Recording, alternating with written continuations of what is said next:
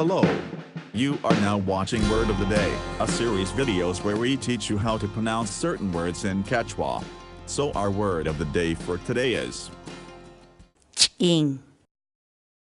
In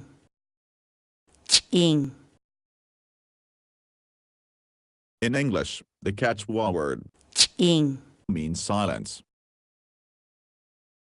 For example, Inlia achuigu miti hab inegipach.